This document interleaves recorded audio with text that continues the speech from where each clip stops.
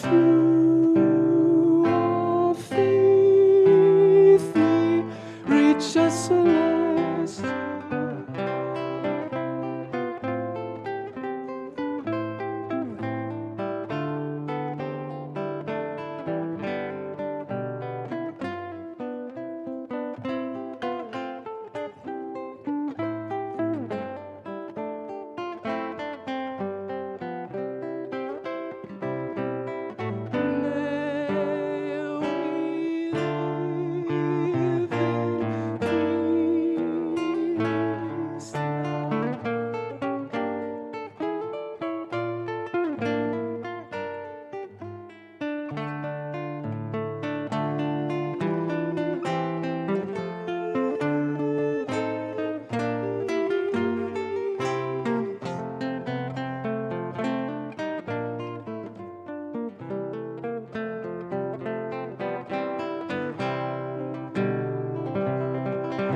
Open doors of truth and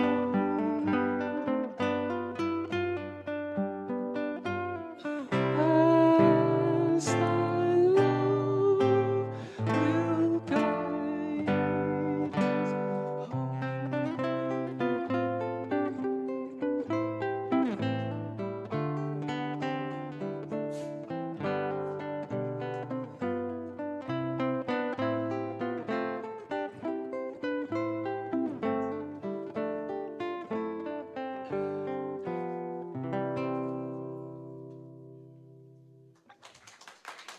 Beautiful. Good morning, everyone. Happy Sunday to you, and happy Mother's Day to all of you mothers, and all of you grandmothers, and all of you who have mothers. And so we're really glad to be with you and to celebrate and to honor this beautiful day.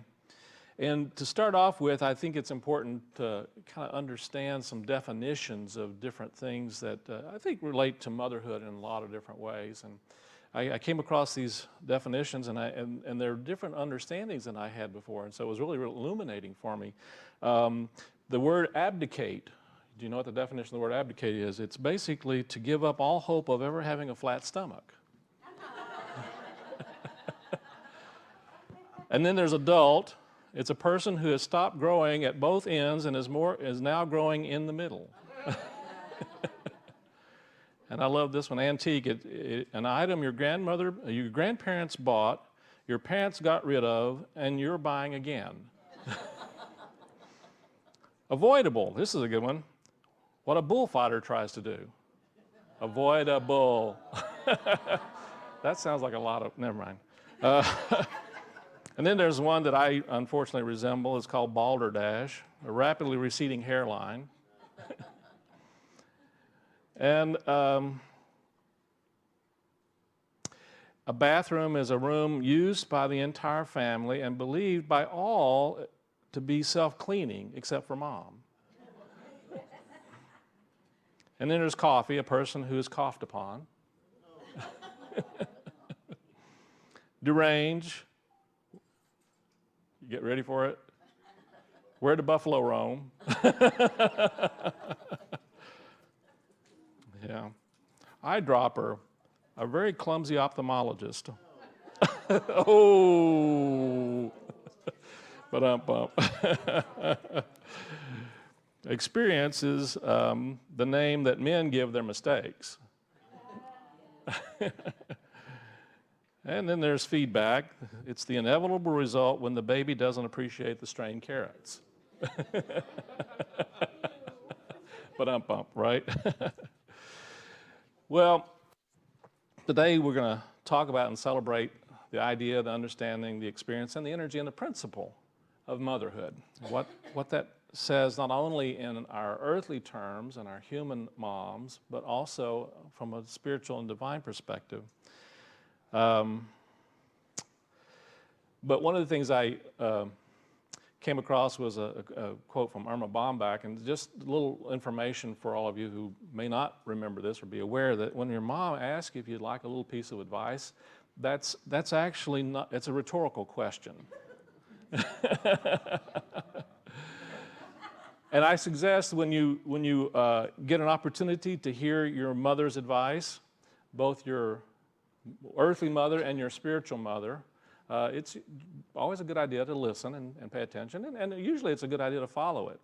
Not always the case, but oftentimes there's an awareness that moms have that we sometimes don't have ourselves, especially when we're, still trying to figure out who we are and what clothes to wear and those sort of things.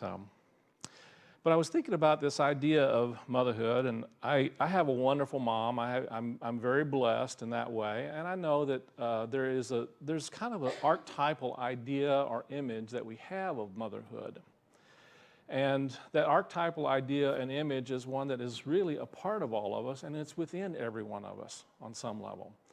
In the beginning, we are created in the image and after the likeness of God. We're created male and female, it says. We are created male and female. And so we traditionally have thought about that as just simply being gender. But the reality is that every one of us is created male and female. We have those energies and those qualities within every one of us. And we sometimes forget that when we think that we're only male or we're only female. And that's just a misunderstanding because we don't really understand. We're not looking beyond the physical. We're not looking beyond our gender roles that society has created and placed on us. And so it really is a confusing experience because there's a part of us that knows. There's a part of us that really knows that we're both male and female, that we have the energies of both the father principle and the mother principle. And the father principle, let me read something from Charles Fillmore here. In Mysteries of John, Charles Fillmore says, Charles Fillmore, the co-founder of Unity, says, the universal mind principle, which Jesus called the Father, there is a substance that also includes the mother or seed of all visible substance. He goes on over here to say the akasha or astral light prevailing all states of being is the matrix out of which all forms arise. In other words, there is a mother principle or spiritual substance which forms this matrix through which the father mind or the directive power of God works. And so metaphysically, Charles Fillmore referred to these different aspects of the divine as father and mother. In fact, Charles and Myrtle probably were some of the earliest to really talk about the divine as both father, mother, God. And it was an understanding that was different from traditional teachings of God simply being the patriarch. This whole idea of God being the patriarch developed out of a patriarchal world and a patriarchal society. And not every culture in our world has that same kind of thinking and has that same kind of society. And I think it's valuable for us to recognize that there's an understanding of this mother principle, that it goes through every tradition, but it has been in many ways repressed and suppressed, in many ways by the male energy of life and the world. And I'm going to suggest to you that you repress or repress female energy at your own peril. So I'm saying this both to the males and the females that are in male and female bodies today, that we do that at our own peril. Because in all honesty, it is the female principle that really gives birth to all of our life's experiences. It oftentimes is founded and started in the father energy, which is the divine idea. It is the one mind, this great mind, and yet the substance that brings all of it into fruition is the mother principle. It brings it into being. It brings it into birth. It really gives birth to that principle. And so we have those energies within us, and they are spiritual principles that all of us are participating in right now, even as we're sitting here right now. We're participating in that in some way. And so when we are tuned into the Father principle, we are really tuning into an awareness of that energy of divine ideas, but those divine ideas never come into being unless we tap into and connect with the mother principle. And so the mother principle, the father principle is really more of the thinking nature, and the mother principle is really more of our feeling nature. Does that make sense? And so when we're working with creative ideas and creative principle, the coming together of those, the thinking and the feeling, is what brings everything into our experience. Now I want to talk quite a bit about this because I think it's so important for us to really pay attention and notice our feelings, our emotions. In Unity, for many years, we've taught this understanding, this idea of thoughts held in mind produce after their kind. You've heard that before in Unity? How many of you heard that before? Thoughts held in mind produce after their kind. Well, that's actually part of the formula. It's only a part of it, though. Because thoughts held in mind, yes, do produce after their kind, but only when we have really put into the thoughts the feelings as well. Unless we are really holding those thoughts with an energy and a feeling and an emotion of the experience of those thoughts, then they're kind of neutral. They're just thoughts. They don't really necessarily come into our experience unless we put the energy into them that really brings them into existence, that brings them into being, that allows them to be born in our lives. So there's a very powerful understanding that we need to really nurture and honor and participate in the energy of the mother. The energy of the mother is not just something that is out in the physical world, but it's happening within each one of us on a spiritual and metaphysical basis. In the 12 Powers of Man, Charles Fillmore says, "Mother love is as strong as life and will make every sacrifice to protect its offspring. The wholehearted, self-sacrificing aspect of love indicates a spirit deeper and stronger than the animal or the human, and we are forced to admit that it is divine." And so we're talking about the energies of love, which the mother is representative of that energy of love. Nothing comes into our world, nothing comes into our experience unless on some level there's a love for it. Do you realize that? Ultimately, there is a connection that happens in some way. Now, let me qualify that a little bit. Sometimes we use that energy of love more in a way of attachment rather than in what we understand from a spiritual perspective as love. There's a big difference between attachment and love, but we sometimes confuse that in this world. Attachment really is a fear of not having that which we think we want. Think about that for a moment. An attachment is really a fear of not having that which we think we want.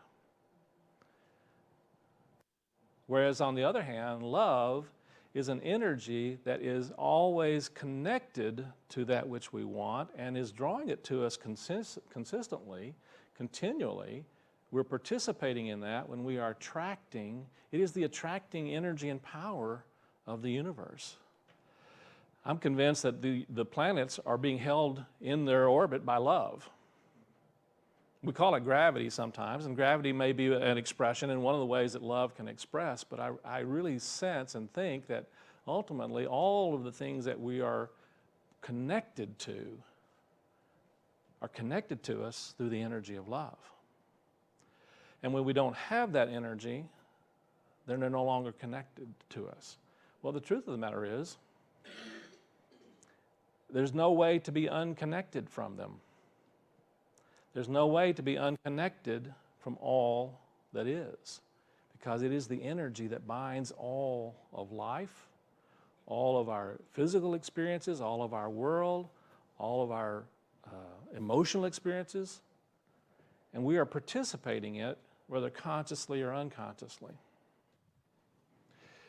And so today it's important for us to really, not just today, but I think every day, to really be conscious and aware of the mother principle that's going on within us on a spiritual level.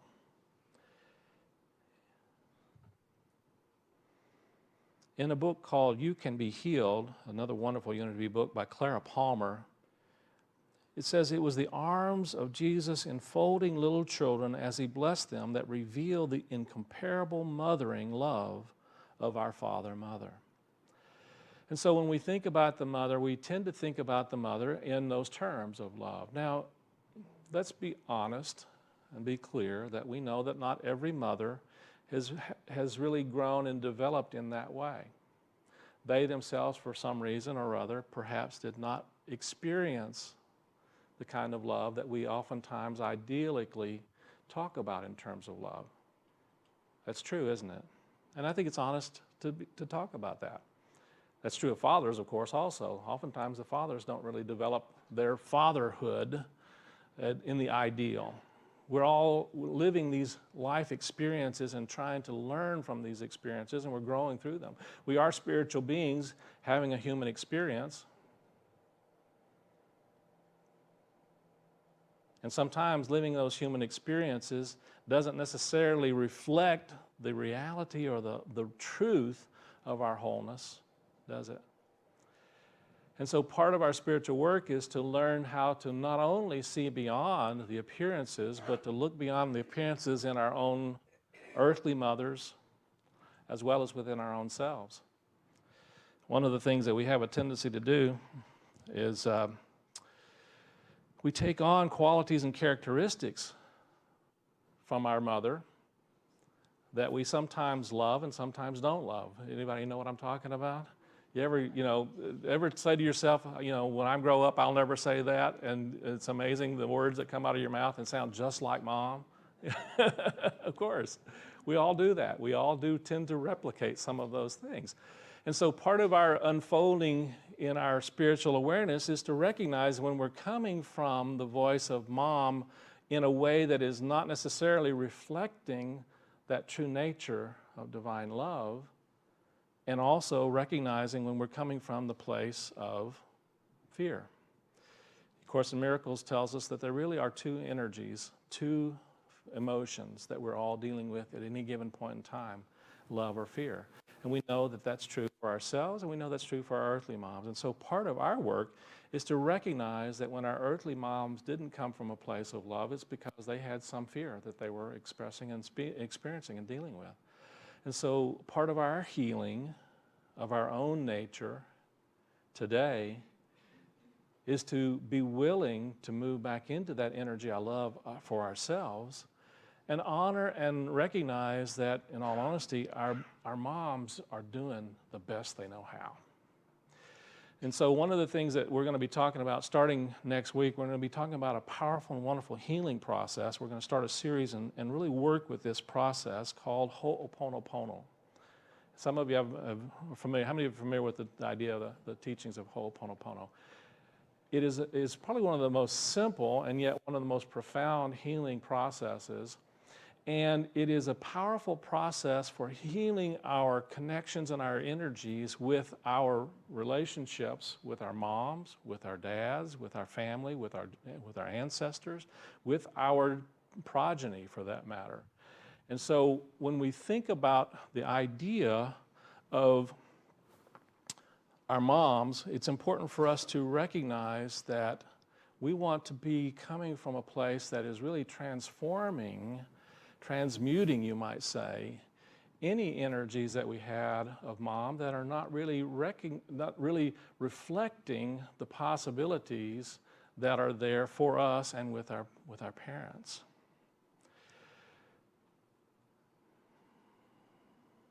We want to recognize that there is a transformation that can and does take place when we ourselves shift our understanding and ask, what is mine in terms of my own energy of mothering that I can participate in, that I can in some ways help to shift the energy not only for myself, but also the relationship that I have with my children, the relationship I have even with my mother, whether she's present in the body or not. Because the reality is, our mothers are always there for us, whether we know it or not, whether we recognize it or not, whether in the body or not. They're always there for us in some form, in some way. I love the song that Greg chose this morning for our opening song, the moon shadow, because the moon is a symbol for the mother. It is always, throughout generations, has been a symbol for mother. And it's a very powerful symbol. And it really does kind of reflect this idea. I like the idea of the moon shadow. You know, mom is always there, whether you realize it or not. Right? We're always walking in the moon shadow in some form, in some way. And so mom is always a part of us and is always there, sometimes in a way it really does reflect the truth of that divine nature, and sometimes in ways that help us to remind ourselves of who we are and what our possibilities are, and sometimes in ways that remind us that we're not the limitations that we bought into. Sometimes, you know, one of the most loving things that my mom has ever done for me is to basically, you know, tell me to. I remember when I was in high school, and I don't know about you guys, but in high school, things were pretty serious for me. Things were very serious. As a matter of fact, you know, what people thought of me was important. And I was really caught up in making sure that everybody thought good things about me. I was very attached to that, as a matter of fact. Anybody know what I'm talking about? Seems like in high school, that seems to be one of the most important things. And so one of the things that my mom said for me, and bless her heart, it was actually a wake-up call for me. It was just beautiful. She says, you know, people are not thinking about you all the time. And it was a shock. And I realized she's right, you know. And I stopped worrying about what people were thinking about me. And so one of the things that moms can do sometimes is wake us up out of our unconsciousness, and sometimes in ways that are very loving, and sometimes that are very direct, and sometimes in ways that are sometimes difficult and challenging for us. I'm also of the opinion, and just along with Louise Hay, many of you are familiar with Louise Hay's work, and she says we choose our parents. And I think on some soul level, there's a truth in that we actually do choose our parents. And we choose them because they have gifts and challenges and difficulties that we ourselves need to learn from on a soul level. And I think that the gifts that they give us sometimes are the challenges of their own personalities. I do think that. I think that they are there to kind of teach us how we can actually learn how to overcome some of those same kind of personalities within ourselves. Moms do have personalities. Anybody notice that? They really do, you know. They are actually separate in many ways from who we are, and yet at the same time, they're really not. They really are reflections of who we are. We'll talk about that as we get more into the whole Ho'oponopono. Imelda Shanklin's one of my favorite New Thought teachers, and she said, eternity is the mother of the universe. The progeny of the universe is the world. Eternity is the mother of the universe, the progeny of the universe of the world. There's an eternal principle of motherhood that is ongoing throughout our lives and throughout spirit and throughout the universe, and it is that substance out of which all things are born that we talked about earlier.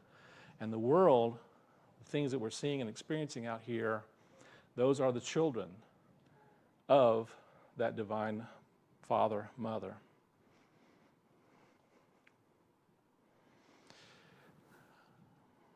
I want to read to you from a little bit from Myrtle Fillmore.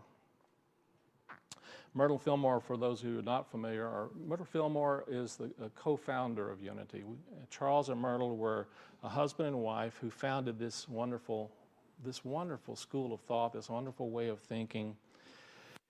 And she wrote a wonderful work, and it's really her healing letters. She didn't really write a book per se. She wrote people, and she was. You guys remember writing people? You guys remember that?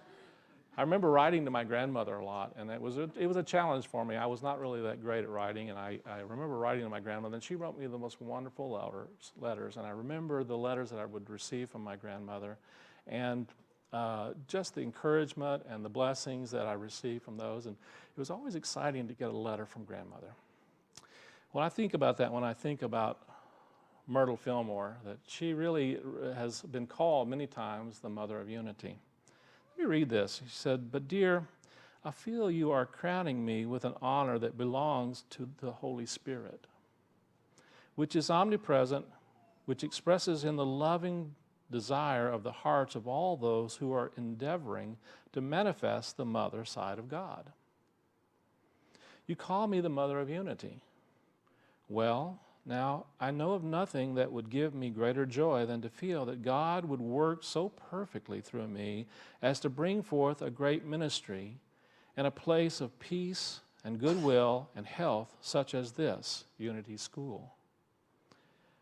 But in reality, I feel that I am only the soul who caught the first vision of this ministry and who nurtured the vision until others came along to help in the establishment of it in the minds and hearts of our dear ones, and to help in the molding in substance the outer forms of this school and its work. It is my great joy to perceive somewhat of the mother side of God, the divine love that never fails and that is equal to the drawing of souls to itself. It is my prayer to be able to radiate the qualities of this divine love to all. You too are the Mother of Unity, because in your heart you have the same ideals and the same great generous spirit and the endless and timeless service and the love that never fails. The Mother of Unity is the universal mother. How happy we are to represent this mother. To me, that's just a beautiful, beautiful awareness of this understanding that we're all a part of this divine process of giving birth to the possibilities of humankind in our lives and in our world. And yet today, one of the things I really want to do is I want to honor not only the Divine Mother, but also simply the Divine Feminine. The Divine Feminine is in itself, is that potentiality for giving birth to all good things. And so whether you are a mother in this physical life and world, or whether anybody here not have a mother, I think we all probably have one at least, We all have a mother, and so it's, I think, valuable for us to honor not only the mother, but the divine feminine in ourselves and in each other. And so today we're going to participate in a little ceremony. We've done this before, and it's a healing ceremony, I believe, for ourselves and for our planet. And so I'm going to ask for a few of you to come and participate in a healing ceremony for ourselves, for the mother, and for the divine feminine in our life and world.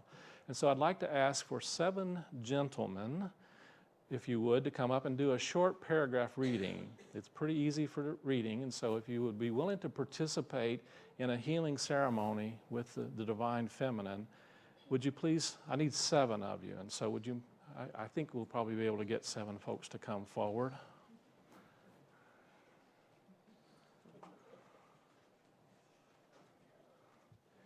One, 2, 3, 4, 5. Can I get 2 more? 6. Thank you. Thank you. I'll have you guys to line up right along here, if you would, please. Actually, step down. Yeah. Very good. Very good. Do we have 7? 1, 2, 3, 4, 5, 6. We have 7. Yes. Now, I would like to ask for 7 of the female of the species to come forward also and participate in a part of a healing service as well. And so could I ask for 7 volunteers to come forward and participate in a healing service?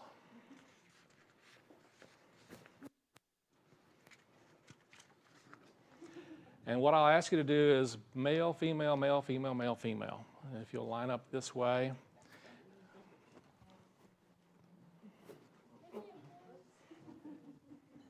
Awesome. Need a female in between each one. And so I need one more female, if we may. Would another one be? okay, there we go. Spread out a little, Bill. There we go. Wonderful. Do we have, let's see, 1, 2, 3, 4, 5, 6. We need one more female, please, on the end. Thank you.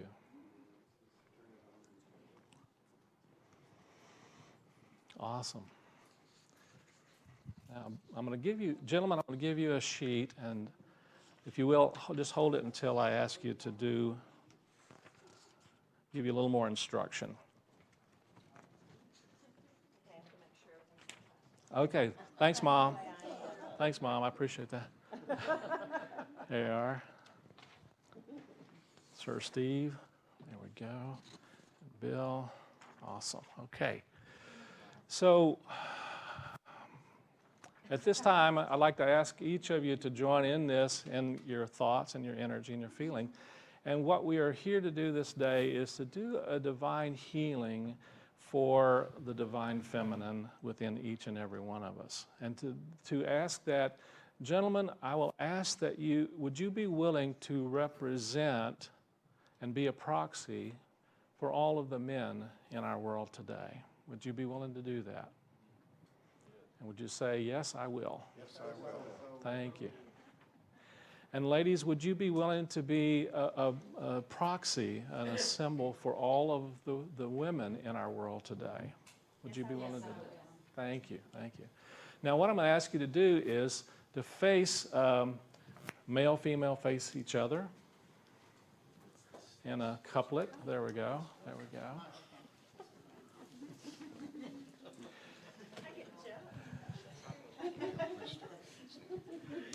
You have this on? Okay, good. And so we'll begin by honoring the feminine, and this is adapted from a work by the same title by Sherry Ladd and Caney Comstock. And we're going to start from the left, and I'll ask you to do the reading, but not simply read it, but really do it as a blessing to the feminine in all of us and to all of the women in our world. And so we'll start on this side, and we'll just go down the list and pass the microphone down and have each of you do this blessing for our beautiful divine feminine. Bill, will you begin? I honor you as the givers of physical life. Thank you for agreeing to become a vessel to bring forth life on this earth, caring for children lovingly, providing a spiritual base, recognizing and nurturing their unique being and individual path, accepting the lifetime commitment of love and care, and recognizing that your children will always be a part of your life. Thank you.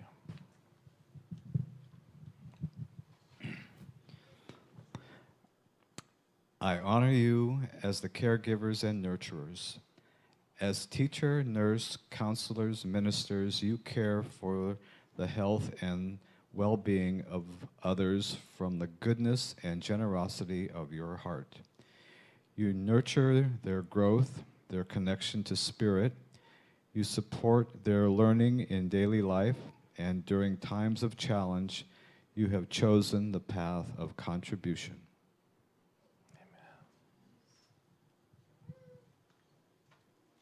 I honor you as the pursuers of knowledge and intelligence. With a marvelous willingness to ask questions, you boldly seek information, search out answers, open yourself to new perspectives and greater knowledge. You don't hold back. You go ahead and explore uncharted territory, challenge current wisdom, and create new understandings that open the world for the rest of us.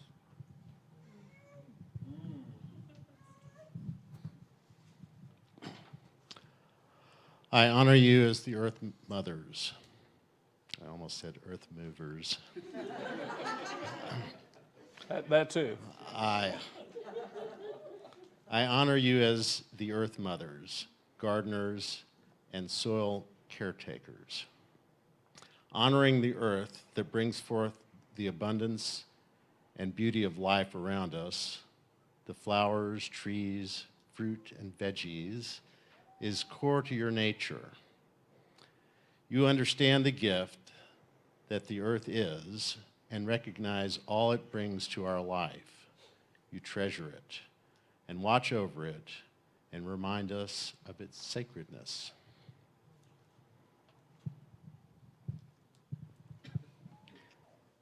I honor you as the protectors of the waters. From our earliest moments, all of us are nurtured by the waters of the womb. Our body is over 90% water, and much of our world is covered by the waters of the oceans, lakes, rivers, and streams. Water is life-giving, life-producing, nurturing, and cleansing.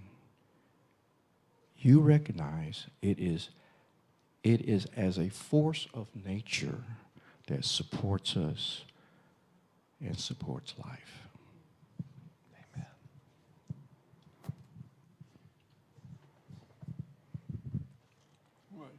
Amen.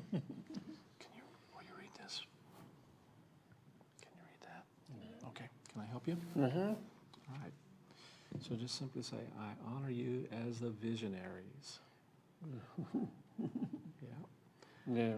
We honor the ability of women to look out and see the possibilities, to recognize the vastness and limitlessness of the skies, the magnificence of the sun and the moon and stars, to recognize the invisible as real, to bring forth fresh insight like a cool breeze that calms us and expands our world. And so it is. Thank you. Thank you, Steve.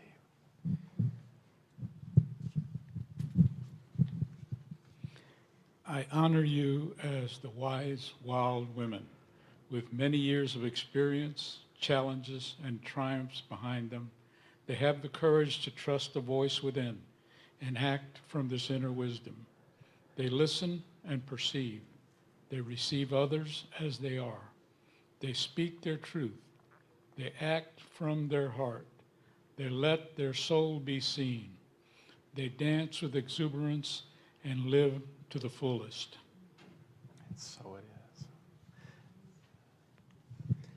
And now we're going to do one more step in our healing ceremony. And I'll ask, as you go down the row, look into the eyes of this light that is the spiritual mother, the representation of our mother, our earthly mother and our spiritual mother. And we're going to do a ho'oponopono. And the way you do a ho'oponopono is very simple. You say 4 things. You say first, I love you. I'm sorry. Please forgive me, and thank you. I'll say them again. I love you. I'm sorry. Please forgive me, and thank you. And will you do this? Yes. Again here. We're going to go down the list. We're going to go down the row. I love you. I'm sorry. Please forgive me. Thank you.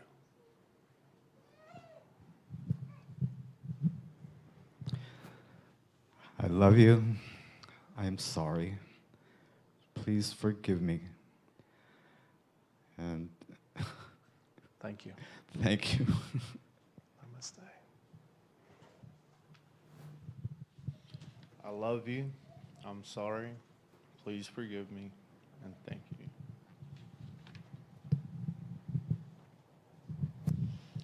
I love you.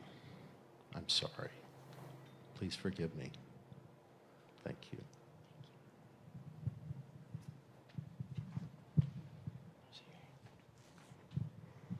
I love you. I'm sorry. Please forgive me. Thank you.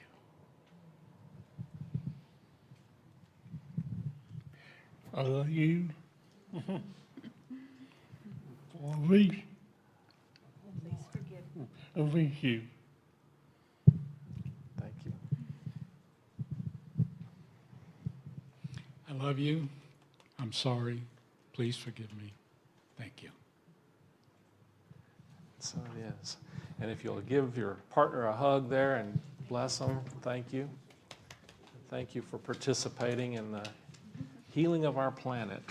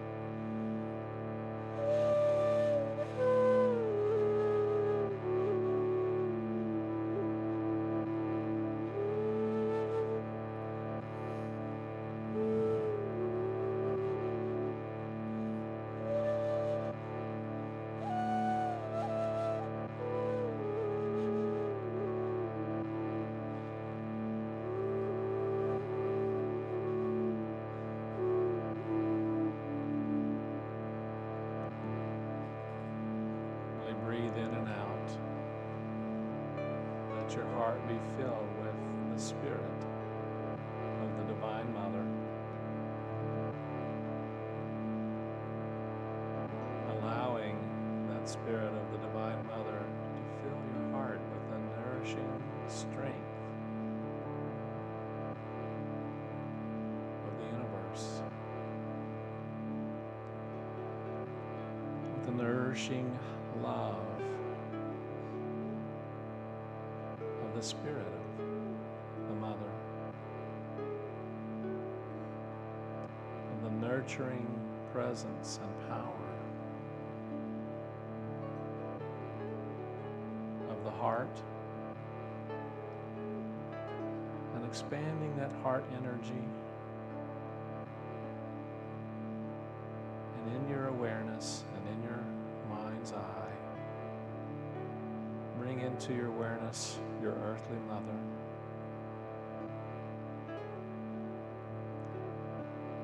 Whether she is in form or not in form.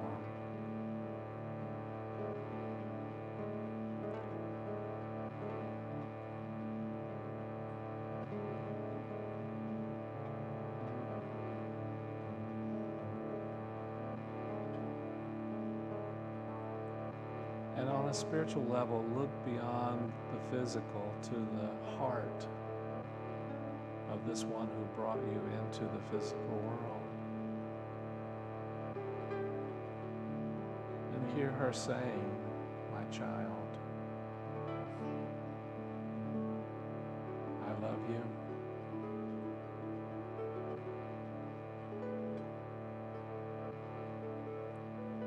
sorry.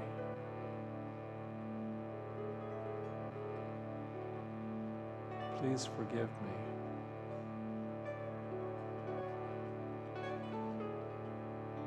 And thank you.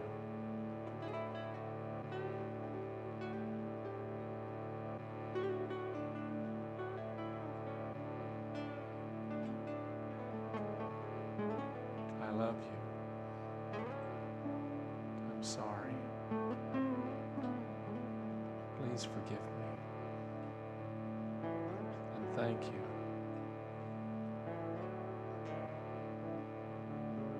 And in your heart and in your mind's eye, if you are open to healing, I invite you to do a Ho'oponopono with your mother.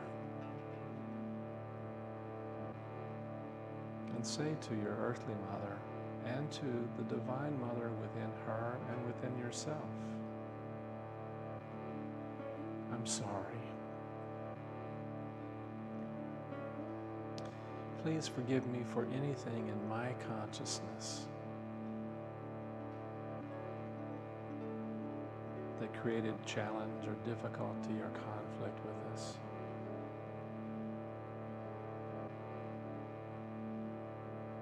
And thank you. Thank you. I love you.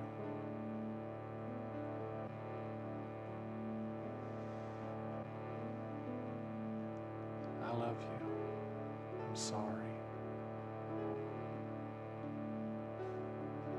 Please forgive me. Thank you.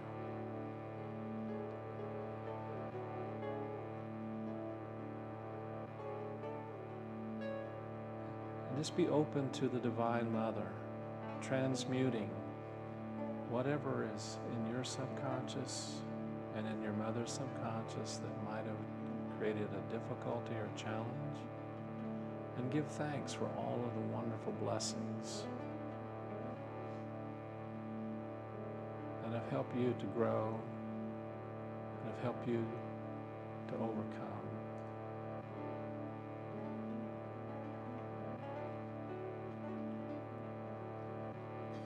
Thank you.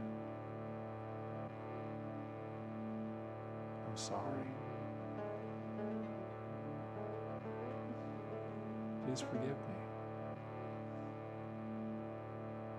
I love you.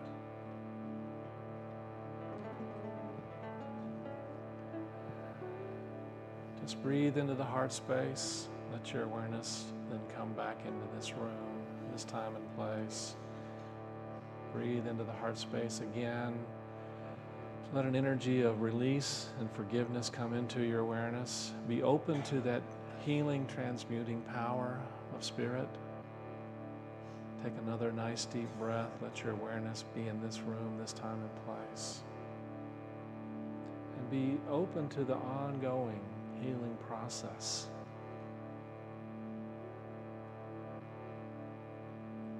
Take another nice deep breath, and when you're ready, gently open your eyes. Be present here and now, and give thanks. And so